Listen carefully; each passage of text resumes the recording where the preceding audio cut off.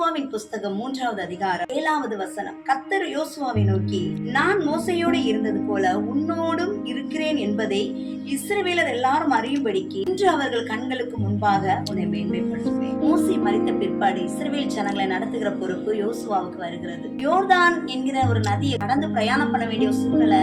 ஆனா அறுப்பு காலம், யோர்தான் புரண்டு தண்ணி ஓடிக்கொண்டு இருக்கிறது.